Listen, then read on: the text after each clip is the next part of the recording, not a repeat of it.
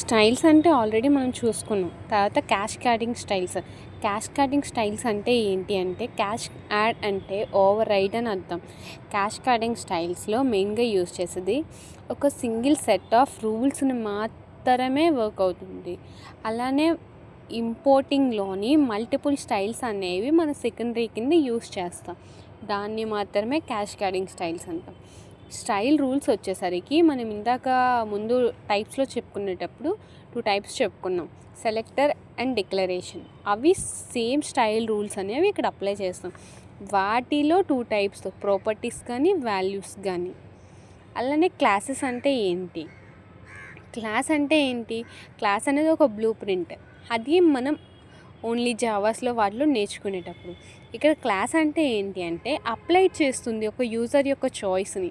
అది ఒక single type of ఎలిమెంట్లో మాత్రమే, అనామలీస్లో మాత్రమే. అంటే క్లాస్ నేమ్ సంథింగ్ ప్రాపర్టీస్ కానీ ఏమైనా ఇవ్వడం. అలానే క్లాస్లోకి వచ్చేసరికి ఒక ఎగ్జాంపుల్ చూద్దాం.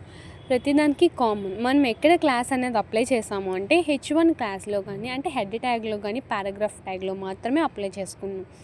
అవుట్పుట్ అనేది పారాగ్రాఫ్ ట్యాగ్, హెడ్ ట్యాగే వస్తుంది. అనామలీ క్లాసెస్ అంటే ఒక పీస్ ఆఫ్ ఒక ఫార్మేట్లో మాత్రమే డిఫరెంట్ ఎలిమెంట్స్ అనేవి ఒకే పేజ్లో జరిగేటప్పుడు ఇండివిజువల్ క్రియేషన్ అనేది జరుగుతుంది. ఒక స్టైల్స్ అనేవి అంటే అది ఒక క్లాస్లోని ప్రాపర్టీస్ కానీ వాల్యూస్ కానీ మనం చెప్పుకున్నాం కదా, అలా మనం ప్రాపర్టీస్ చెప్పుకున్నాం. అలానే సెలెక్టర్స్ కూడా ఉంటాయి.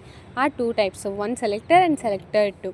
దాంట్లో మనం ఇక్కడ సెలెక్టర్ అనేది ఎక్కడ డిఫైన్ చేసామనేది చూసుకొని అది క్లాసెస్లో డిఫైన్ చేసామా, ఇది ఎక్కడ చేసాము అనేది అవుట్పుట్లో మనకు తెలుసు.